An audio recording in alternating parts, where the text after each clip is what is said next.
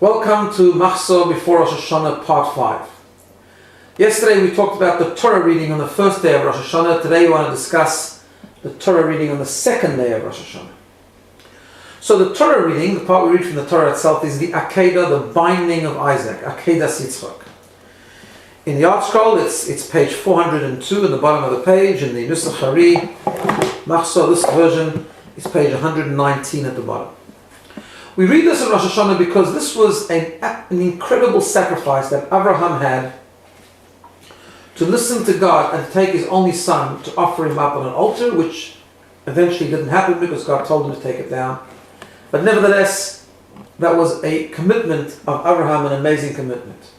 We make mention of the story many times in Rosh Hashana because we ask God to remember the sacrifice of Abraham and in his merit to give us the blessings that we ask for. Another part of this whole story, of course, is that when God told Abraham to take Isaac down, he told him to offer up a ram which he noticed in the bushes as a substitute for Yitzchak.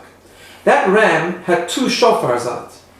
We are taught that the left shofar was the shofar that God blew when he gave the Torah. As it says that at Mount Sinai there was the voice of the shofar that was a whole time getting stronger and stronger.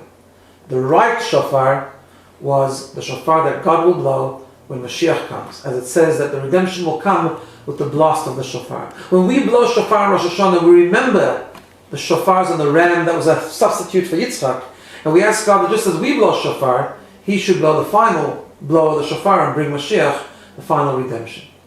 Now that's the Torah reading. The Haftarah of the second day of Rosh Hashanah which is on page 416 in the art scroll and page 122 in the Ari, is a Haftarah that deals with our matriarch Rachel.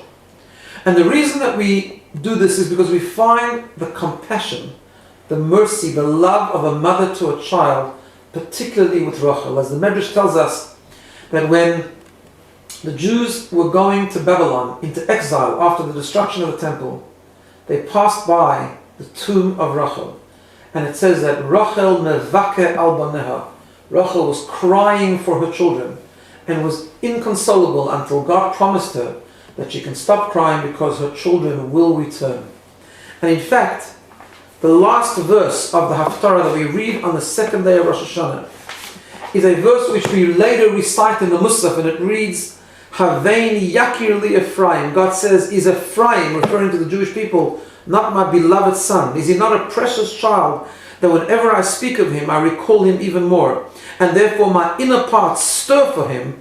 I will surely have compassion for him.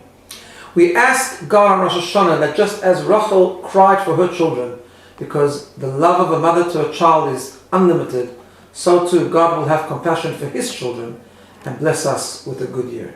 Have a great day.